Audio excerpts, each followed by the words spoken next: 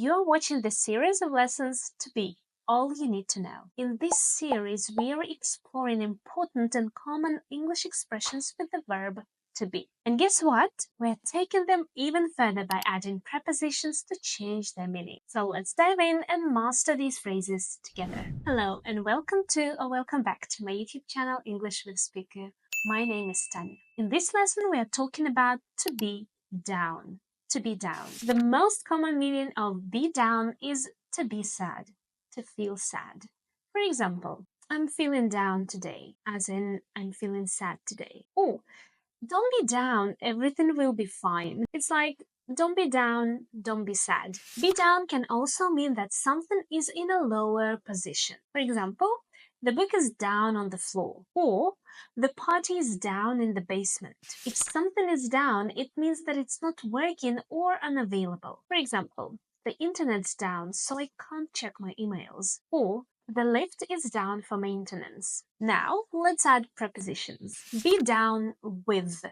Be down with. You are down with something, it means you are sick. For example, she's down with the flu.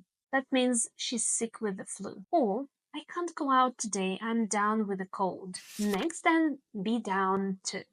Be down to. You're down to something, it means that you only have a little left. For example, we are down to our last piece of pizza.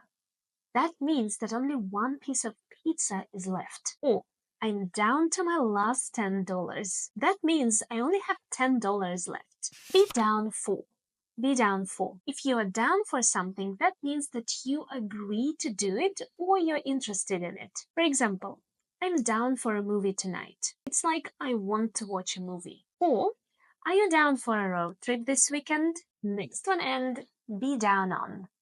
Be down on. If you're down on something, it means that you disapprove it or dislike it. For example, he's always down on my ideas. That means that he always criticizes my ideas. Or, why are you so down on yourself? You're doing great. Like, why are you criticizing yourself?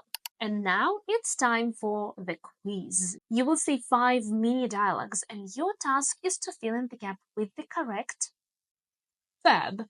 The first one.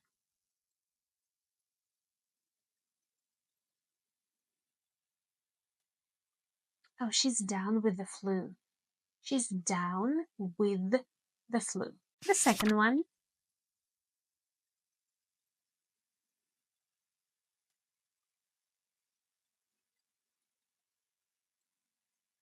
Oh, I don't know. I'm just down. I'm just down. The next one, number 3.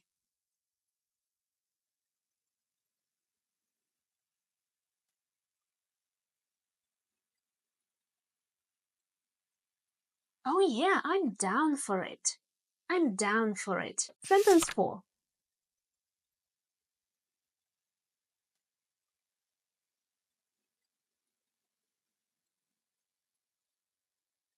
Not much. We are down to the last cotton. We are down to the last cotton. And sentence 5.